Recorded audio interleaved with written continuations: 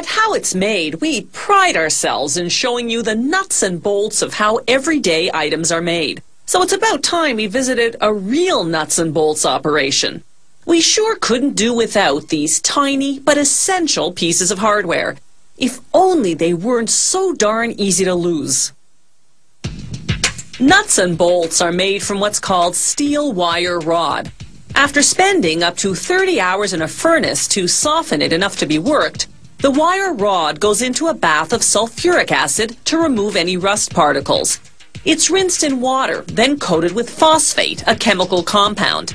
This prevents the steel from rusting before the bolt forming begins, and lubricates the steel to make forming easier. They form the bolts by cold forging, shaping the steel at room temperature by forcing it through various dies at high pressure. The forming machine first straightens the wire rod, then cuts it into pieces slightly longer than the bolt length. The extra will become the bolt head. Each piece goes through a die that makes it perfectly round, then through a series of dies that progressively shape the head of the bolt on one end. The machine heads up to 300 bolts per minute. Here's what the heading stages look like in slow motion.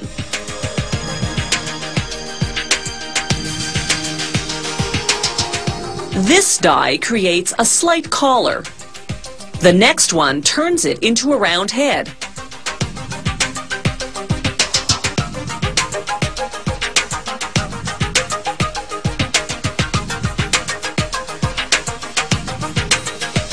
Then the last die transforms that into a hexagonal head, the most common shape.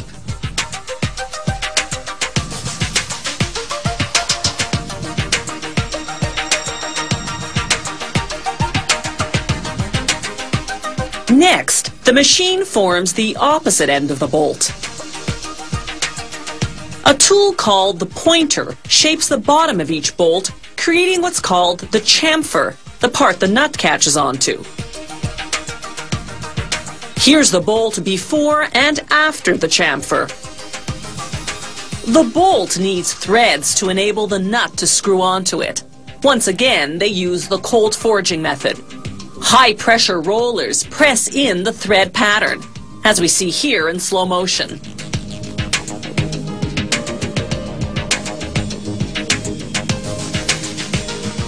This is the actual speed, up to 300 bolts per minute. During each production run, they take several samples to verify dimensions. They use various measuring devices, a micrometer to check the bolt's length, calipers to measure the width of the head, and a ring gauge to check the threads. To make the nuts, they use a process called hot forging. They cut steel bars into small pieces known as slugs, then heat them to 1200 degrees Celsius to make them malleable. As we see here in slow motion, hydraulic hammers punch the slugs into hexagons, while a die pierces the hole.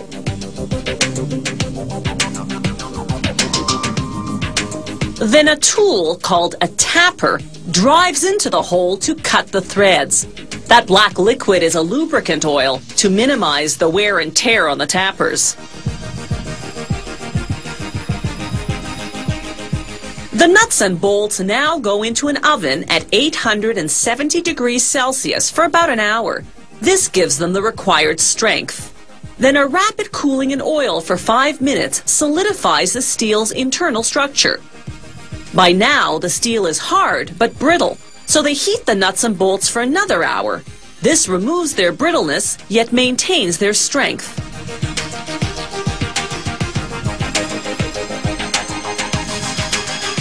The quality control team pulls samples off the line, measuring how much force it takes to break them. If a bolt meets its minimum strength requirement, it passes inspection, provided the break occurred in the threading, the weakest part. Finally, packaging, labeled among other things by size and grade.